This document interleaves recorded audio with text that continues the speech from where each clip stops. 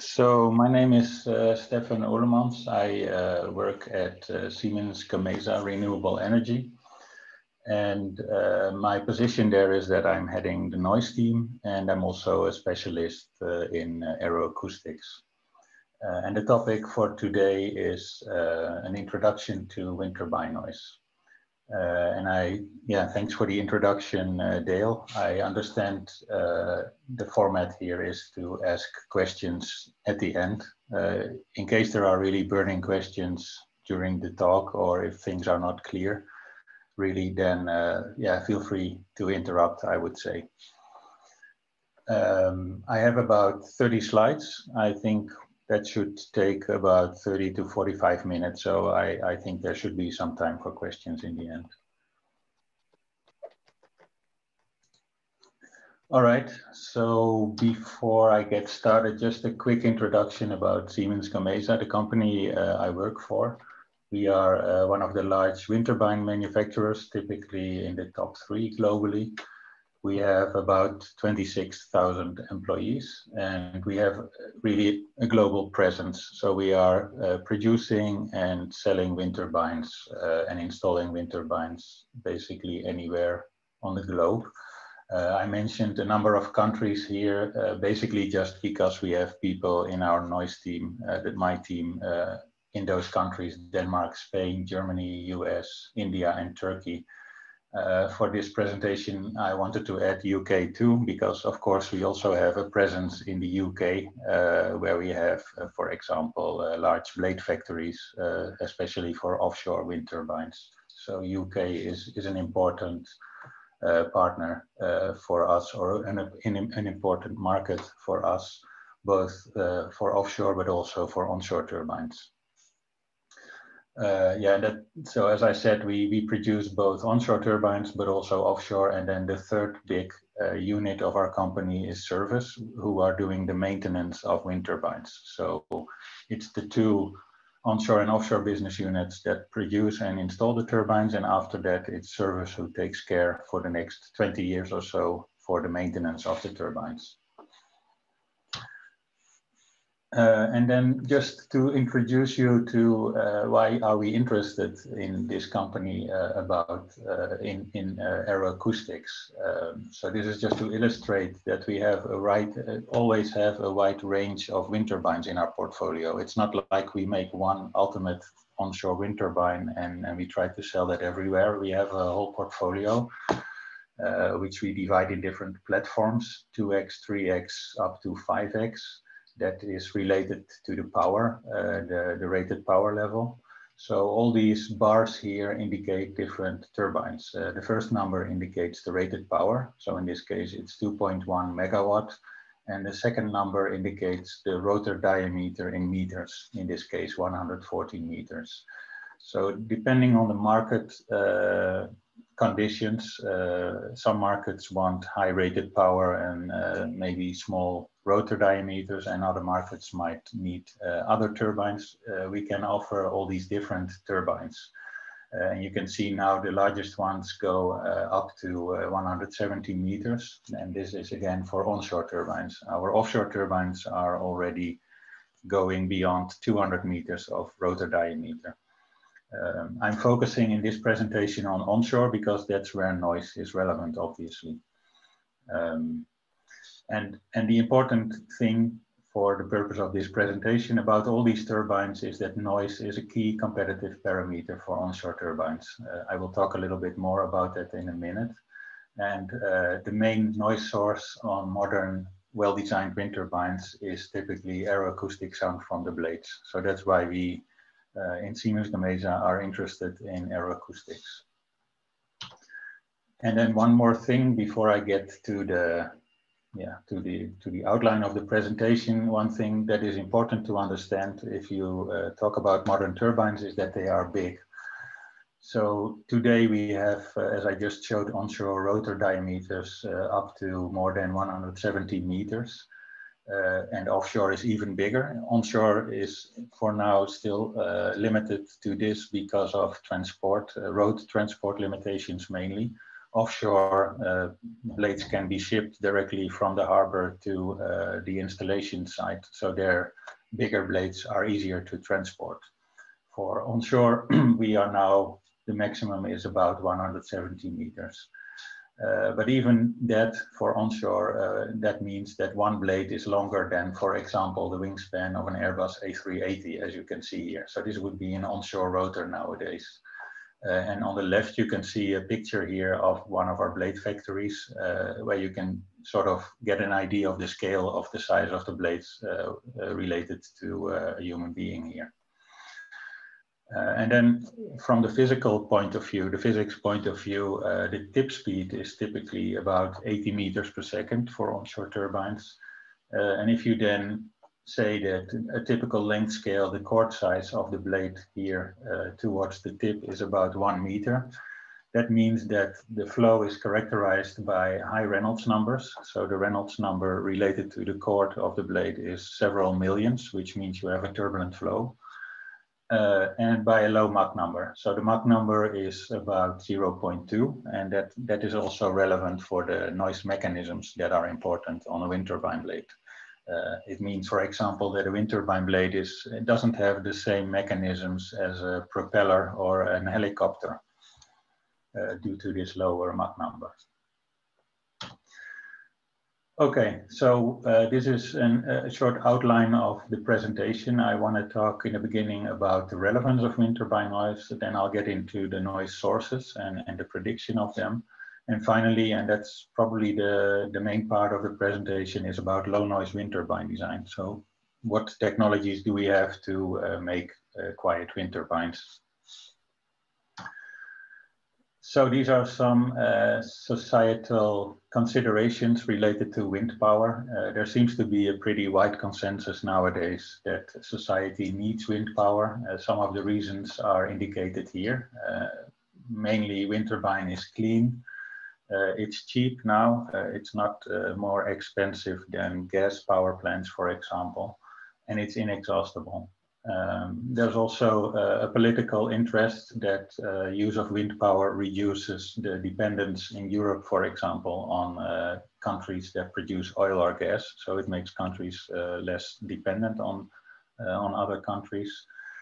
And because it's clean, it reduces the negative effects of global warming. So, and you can see on the picture here on the left that even these dogs seem to think that the turbine is cool. So you might think that everybody likes wind turbines, right? But unfortunately, that's not the case. Actually, one of the biggest, how do you call that? One of the biggest limitations for the application of wind power is the noise. A lot of people are actually annoyed by the noise, or, well, a lot, that's always relative, of course, but there is a certain amount of people who are annoyed by the noise of the wind turbines, and some examples are shown in the cartoons here. And actually, some studies have been done into wind turbine noise annoyance. You can see the pictures here on the right. This one shows the percentage of annoyed people as a function of the sound level. And the interesting thing here is that even for the same sound level, for example, 50 dB, people seem to be more annoyed by wind turbines than by other sources of environmental noise. So in this case, we have rail transport, road transport, and air transport, all at 50 dB. And you can see that the percentage of annoyed people increases. And then for wind power, the percentage is even higher. It's not fully clear what is the reason for this yet, but some speculations are that it may have something to do with the character of the noise. Wind turbine noise may be less predictable than other sources of environmental noise. It has also been suggested that it might be the so-called new technology effect, meaning that, well, when a new technology is introduced, that some people don't like that, and they are more concerned about new technologies. One thing that is clear is that psychological factors also play a role. Some studies have been done that clearly show that when people have an economic benefit of the wind turbines, that they are less annoyed by the sound than when they don't have any financial benefit from the turbines, which makes sense probably. There are also a lot of claims about direct health effects of wind turbine noise on humans. And a lot of claims have been made. I only listed a few here. I think there's a very long list, like tens of different things that have been attributed to wind turbines, like fatigue, tinnitus, diabetes, weight loss, weight gain. Even herpes has been blamed on wind turbines. There have also been a lot of serious studies and meta-studies, and what I've learned from those is that there is no evidence for direct health effects. The one thing that can happen is that people get annoyed, and that can lead to other complaints, but so far there is no evidence for direct health effects of wind turbines or wind turbine noise. But because people can get annoyed, people should be protected, and this is done by noise regulations. And as you can see here, this is, well, an attempt. This is what I took from an article, and it's an attempt to sort of plot the regulations in different countries in one plot. So I'll not go through all these countries here. But what you can see is that the accepted noise level, and this is phrased in A-weighted decibels, dBAs, at the neighbor location. That's typically how in different regions noise limits are specified. The point I wanted to show here is that the acceptable limits vary from country to country, and that's because it's a political process that determines what is acceptable, and that might depend on local conditions or economical or environmental aspects. So it's quite interesting to see that in some countries it is considered acceptable only to have a noise level of 35 dB, for example, in France or Germany during nighttime, while in other countries, like some American states, a noise level of 55 dB at the neighbor is considered acceptable. So that's purely a political decision. And of course, for us as a wind turbine manufacturer, we have to be able to deal with all these different regulations in different regions. So we need some flexibility in the design of our turbines. As I mentioned, the limits are always stated in dBAs, in A-weighted noise levels. And that is simply because it's people who get annoyed. So you have to consider the sensitivity of the human ear if you want to represent that in a simple metric. And then on top of these noise levels, A-weighted noise levels, some countries have additional regulations.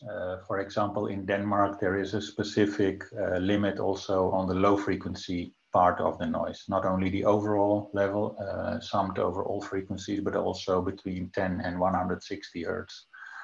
And in the UK, an example is that the UK also has a penalty factor for AM or amplitude modulation, which is the fluctuation of the noise level as a function of time. So there are some limits on that in the UK specifically, which limit that effect.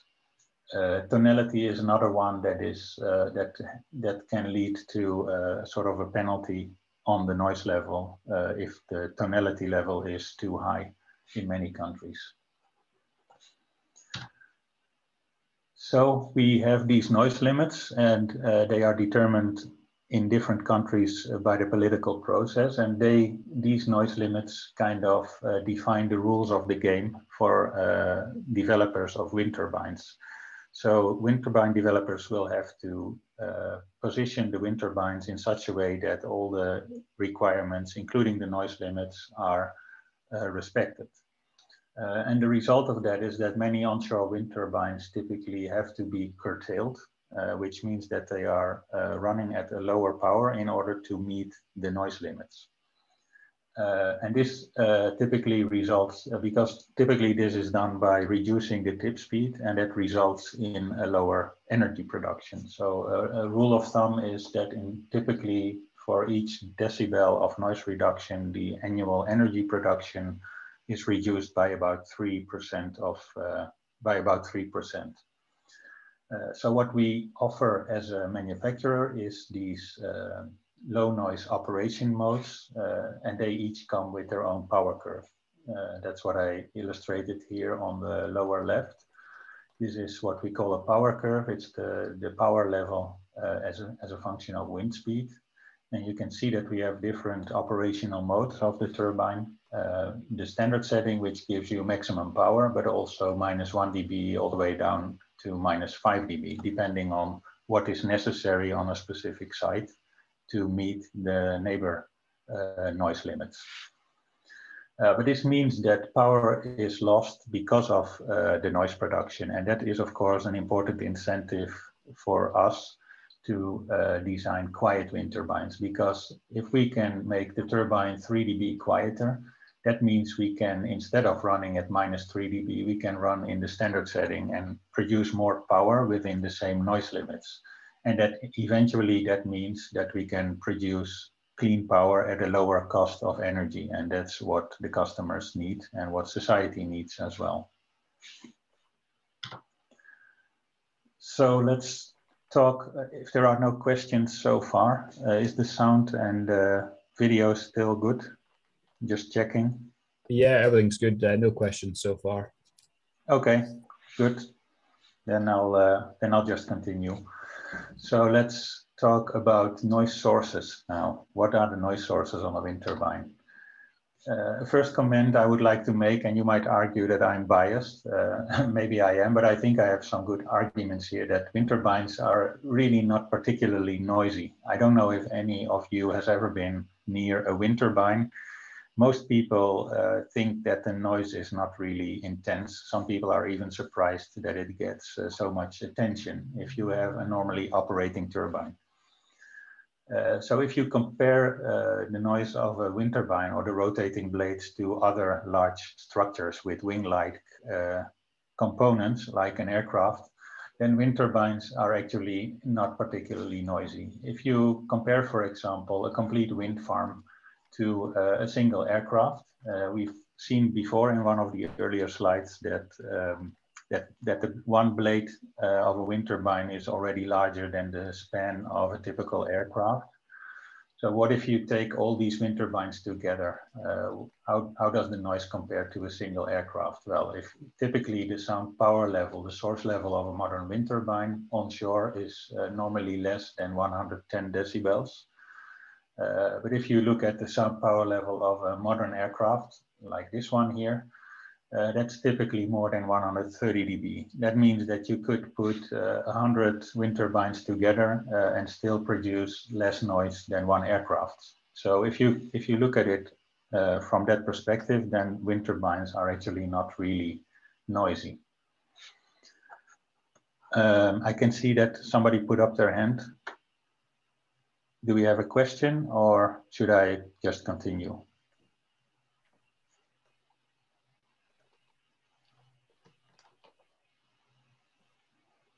Yeah, there's a question about where did you measure the noise levels?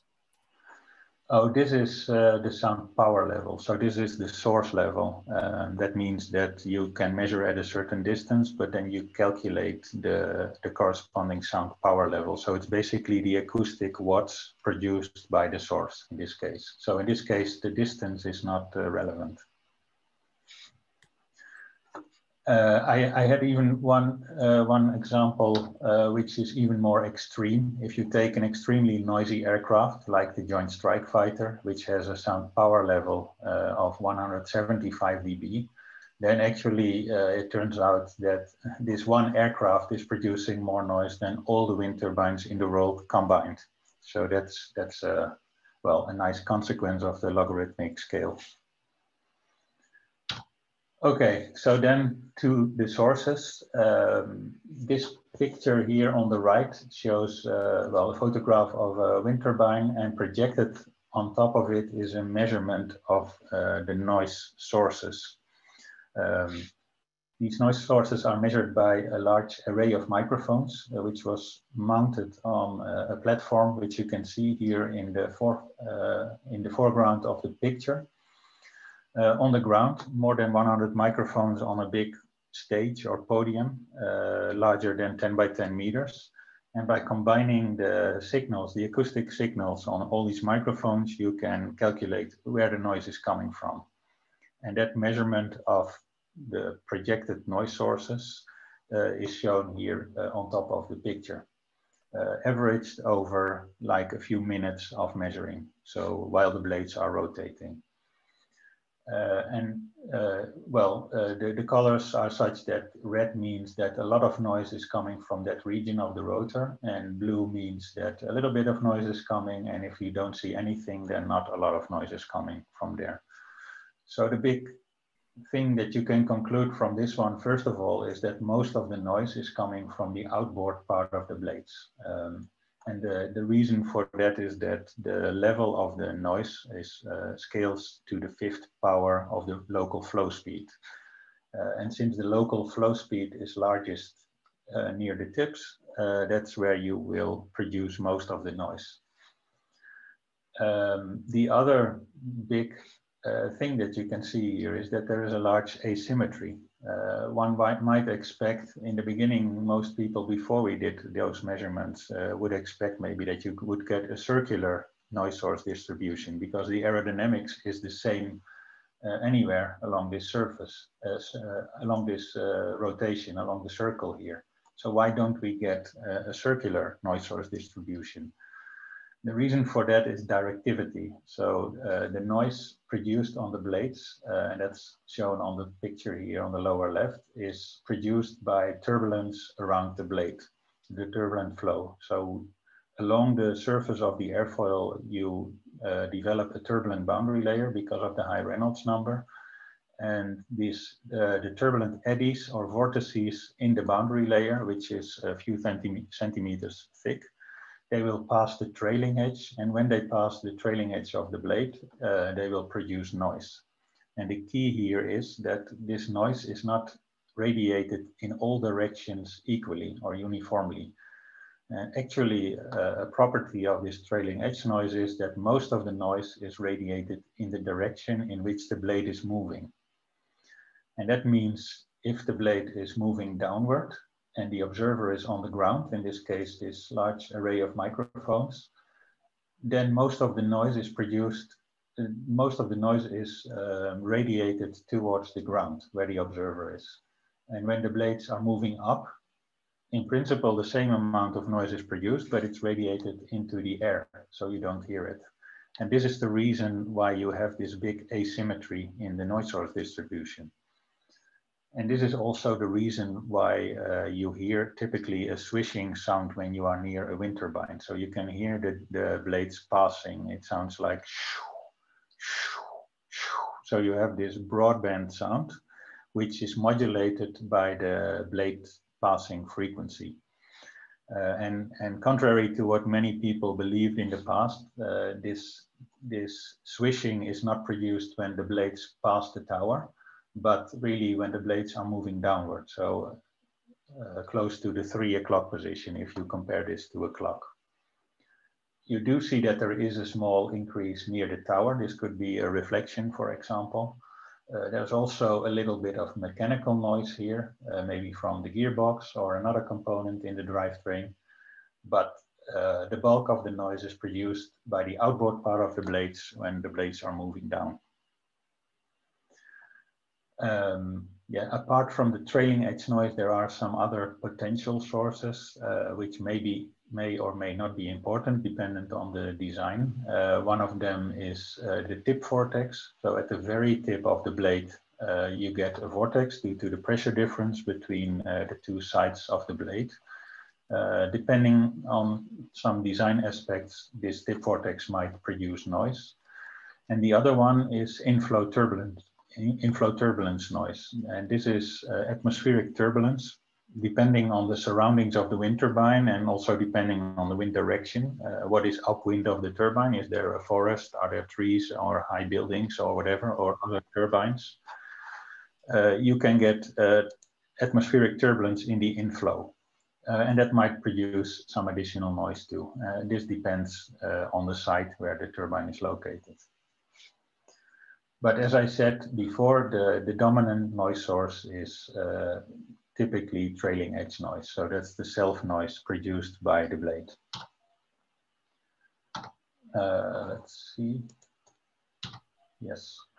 So some aerodynamic noise sources are summarized here. I talked about the tip noise already, which can be prevented normally on modern turbines by having the proper shape of the tip and also by the blade design close to the tip. So reducing the strength of this tip vortex can also help to mitigate this tip noise.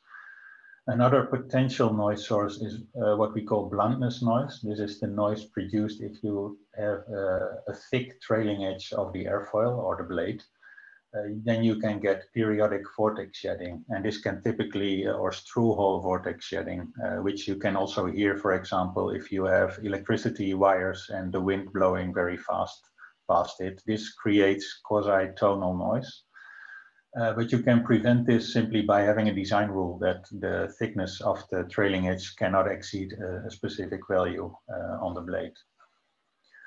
Then another potential airfoil noise source is stall noise or separation noise. This can occur when the airfoil is at a too steep angle compared to the inflow. And in such cases, for example, if you have a wind gust, this can happen.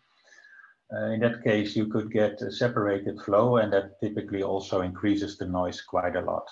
But this we can, on modern turbines, prevent because we have active pitch control, meaning the angle of the blade compared to the wind is tuned automatically such that you stay away from separation conditions.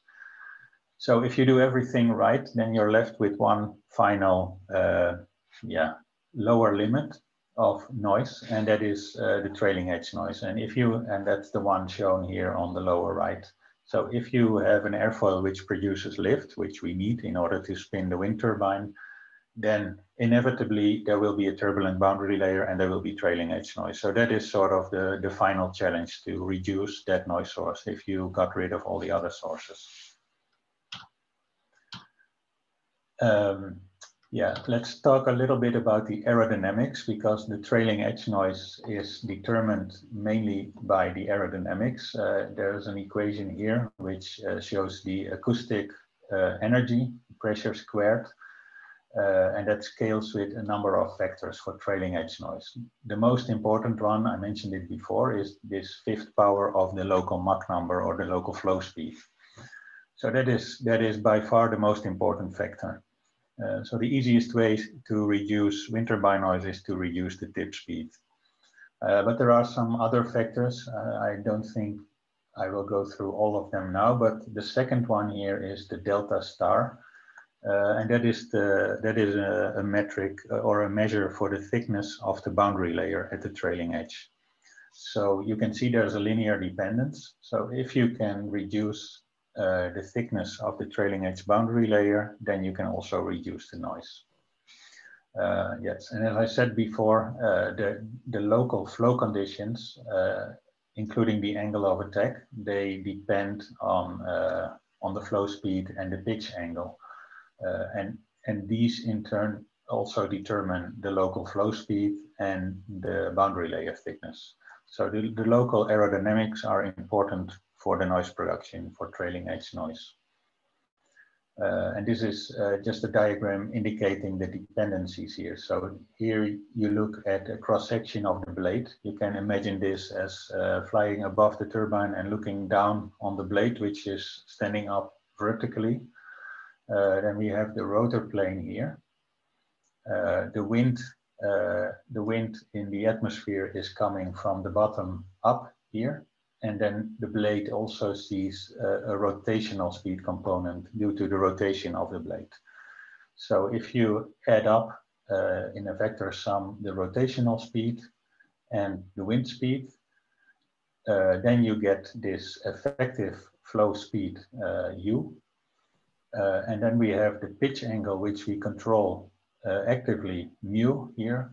And that combination then determines the local angle of attack. So in this way, the angle of attack can be controlled by having a variable rotor speed and a variable pitch angle.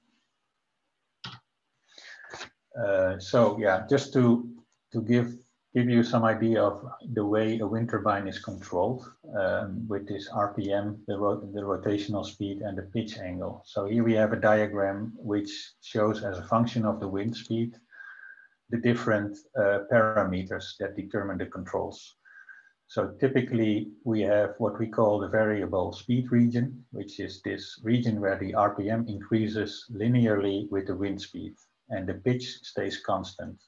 So if you look at this diagram, that means that the wind speed increases linearly with the rotational speed, the RPM, meaning that this effective flow vector stays constant. And since also the pitch angle, the mu in this case, stays constant, that means that in this region, the variable speed region, the effective angle of attack that the blade sees stays constant. And changes in noise are purely determined by a change in the magnitude of this flow speed vector here. So here you would expect that the u to the fifth is determining the noise behavior. At higher wind speeds, at some point, the maximum RPM is reached. And at that point, this vector doesn't change anymore, the rotational speed. But then the wind speed will still increase, and that will lead to an increase in the angle of attack. So depending on the wind speed, there are different regimes which determine the behavior of the aeroacoustic sound.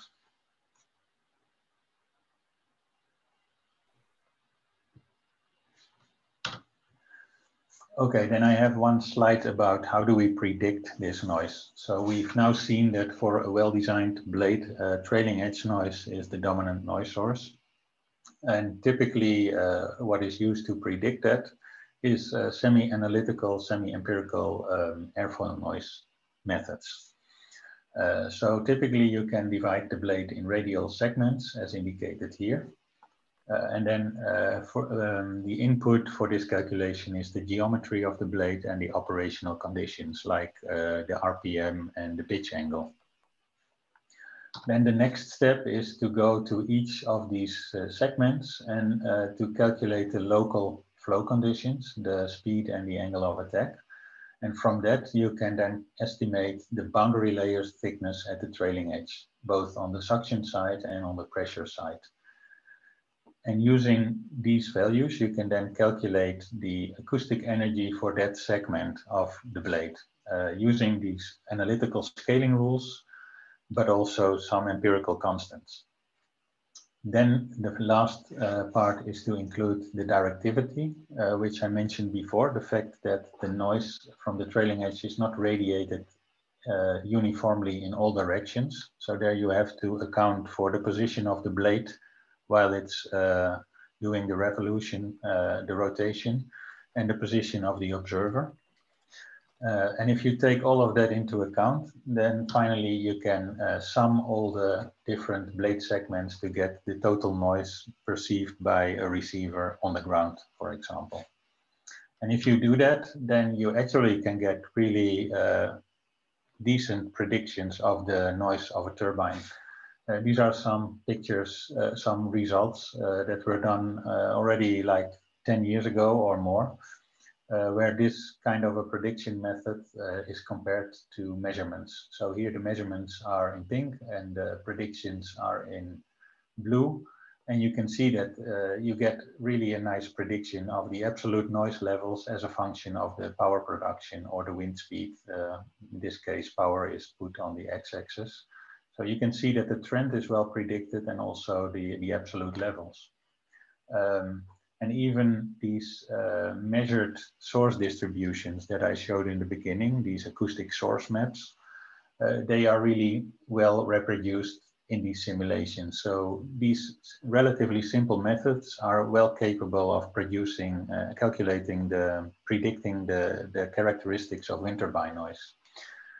So the question is, because nowadays we also could use advanced numerical methods, and we do use them.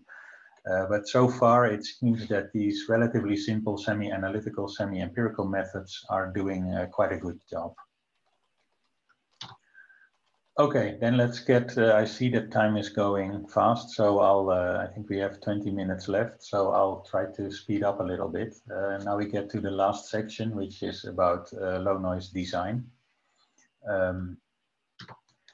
So it's, I don't know if there's an urgent question now or if we should wait until the end. Yeah, let's just wait till the end. Okay, then I'll try to speed up a little, so we thanks. have some time left. There are three handles that we can use in the design of a wind turbine to reduce the noise. One is the control settings that I mentioned. The second one is the blade geometry. And the third one is the blade add-ons. And it's important to realize that those are all mutually dependent. If you change one of them, you also have to change the other. So you cannot simply change one and hope to reduce the noise, because then the others might have the opposite effect. So we have to look at that, and we should also not only consider noise, because we also need to produce power. So it could happen that we find a really great noise reduction concept, but then it turns out that the power is reduced by 5%, and then that's a no-go. So we need to do sort of an holistic optimization where we consider all the parameters. And yeah, I try to illustrate that here. If you would only optimize for noise, you could say, well, we know that the noise depends on the tip speed, so let's reduce the tip speed by a factor of 2, but keep the same rated power and keep the same blade radius. That is well possible. You could design such a turbine and still harvest all the energy in the wind. But it would end up, and I'll not go into details here, but you would end up with a blade which is much thicker, if we can call it like that, so much higher solidity, and that would blow up the loads on the blade, which means that you would need a much heavier blade to resist all the loads, and heavier blade is also a much more expensive blade. So that's the reason why you don't see these blades, even if they are perfect if you would only look at noise, but for the overall picture, that's not what we need. So this is just to make the point that you need to consider different things when you design for low noise. Well, I talked already about the control settings. I'll not spend too much time on it. The main message here is that for each wind speed, you can basically choose any pitch angle or any RPM value. In order to maximize the energy production within the noise constraints. And that's what I try to indicate here. So for each wind speed, we can do calculations which show what would be the power for different values of the RPM or different values of the pitch, and what would be the corresponding noise level. And then if we have a noise limit, then we can look into this domain, what is the value where we are still on the noise limit but produce the maximum amount of power. So in this case, that would be this point in the domain, and that gives us an RPM value and a pitch value for that wind speed. And in this way, you can build up these RPM curves and the pitch curves to get the optimum control strategy where you maximize power while staying within the noise limits. The second handle we have is the blade design itself. I already talked about the tip shape to minimize tip noise. We can also optimize the airfoil shape along the blade to get high L over D, high lift over drag ratio, but mild stall behavior. So you don't get massive stall if you increase the angle of attack too much, but more softer behavior. Another important factor is soiling robustness. Blades can get dirty due to dust or insects, and then they should maintain their performance. The performance should not drop big time. And other factors. So then there's the shape of the blade itself. We can exploit the benefits of aeroelastic tailoring, which means that the blade pitches out automatically when it's loaded high by structural design. Trailing edge thickness, and then the last one, which is blade add-ons. So these low noise add-ons, we typically put them on the outboard part of the blade because that's where most of the noise is produced. And here are some examples. We use vortex generators to stabilize the flow, but the biggest add-on that is used by us and by our competitors now is so-called serrations, which are these sawtooth trailing edge, which reduces the noise of the blades. The commercial name that we use at Siemens Gamesa is dinotails because they remind a little bit of the tail of a dinosaur. But the general scientific name is serrations or sawtooth trailing edge. And as I mentioned, we apply them to the outer part of the blade. Question might be, why do they reduce noise? And now I'm coming back to this equation that I showed before. There was also a factor cosine to the power 3 of gamma, and gamma is the angle which I indicate by alpha here. Basically, this says if the angle between the turbulence passing the trailing edge and the trailing edge itself is 90 degrees, then you get maximum radiation by this turbulence. If you can reduce that angle, then the radiation, the passage of the turbulence past the trailing edge is more gradual, and the acoustic radiation efficiency is lower, so you get less noise. That's the theory based on flat plate aeroacoustics.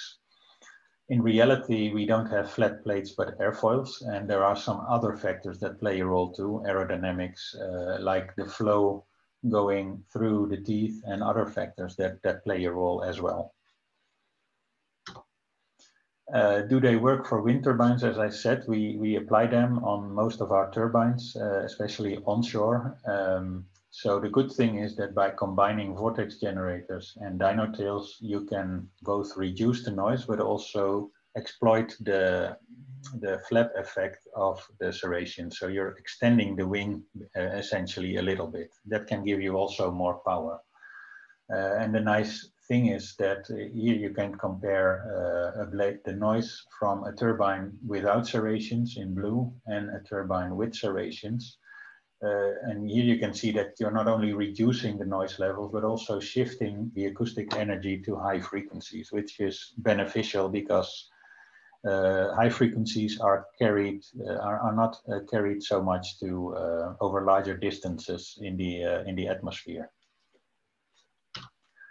So the question for us some years ago was, can we do better than serrations? And here we took some inspiration from nature, which is well known in aeroacoustics circles, that the owl can fly quietly. So that's one of the inspirations we took. Owls can catch prey without seeing them underneath the snow, for example. And as you can see, I took these pictures from the BBC. And the question is, how do they do that if they can't see the prey? One of the answers is that they can hear really well by using sort of an acoustic array, which in their case is not more than 100 microphones, but only 2 ears. But they are placed asymmetrically, which helps to determine the direction where the noise is coming from. And on top of that, the shape of the head is also focusing the noise towards the ears. So they can hear very well. That's one factor. The second factor, and the most interesting for us, is that they can also fly extremely quietly. So the prey cannot hear them, but they can hear the prey, and the noise from the prey, from a little mouse or something, is not covered by the self noise of the wings of the owl. And now we get to the low noise technology that owls are using. One factor is that they fly slowly, and we know now that the flow speed is the most important factor, u to the power 5th. That means that they need large wings in order to maintain the lift to carry the body weight. But the second factor that is speculated is that they have some special features on their flight feathers, which are different from other birds of prey, which are believed to help to make them fly so silently. And some of the things remind of serrations. Here at the trailing edge, there are these fringes, but also they have features at the leading edge, which look like combs, and maybe the effect of these combs is comparable to the vortex generators that we are using. So we tried a lot of different things by trial and error and intuition and engineering judgment. And we use different methods like computational aeroacoustics, computational fluid dynamics, acoustic wind tunnel testing, aerodynamic wind tunnel testing, but of course also field testing. Here you can see a concept that didn't make it in the end, but which we tried, which consisted of flexible brushes, as you can see here. And of course, we also had to check, besides the noise, the aerodynamic performance and also the structural integrity, because turbines are designed to last something like 20 years or even more nowadays. So we had to check that too. So eventually we ended up with what we call Dynotail next generation, which is not a simple serration, but it has some additional features, which are these small combs in between of the teeth. And we call this the new Dynotail with owl technology. And what you can see on the lower right here, this is what we call a noise curve. So we have the noise level of the turbine on the y-axis in dBAs and the wind speed on the x-axis. The blue line here indicates a turbine which is already rather quiet because it uses conventional serrations. But then the one with these special new serrations, the combed teeth, is indicated in the red curve here. And what you can see is that you get a big noise reduction, not only at the maximum noise level, but also at all other wind speeds. So this was really a big benefit and a good commercial factor. So that's the reason why we are now using those Dynotail next generation on almost all our onshore wind turbines across the globe. So to finish, yeah, I think I've mentioned in the beginning that, or shown in the beginning, that wind turbine is relevant, both commercially, but also from a societal point of view. The dominant noise source is aerodynamic noise from the blades, mostly the outer part of the blades. And the swishing, the typical swishing noise of wind turbines is caused by the directivity of the trailing edge noise. And then the last part was about the low noise design. And there we have different handles, controls, the control settings, the blade design, and the blade add-ons. And here it's important that we have to consider the holistic design and optimize for low cost of energy eventually. Then I showed that this, what we call owl technology, is now used on wind turbines all over the world. And as a final comment, wind turbines compared to other large structures are not particularly noisy. And that's what I had.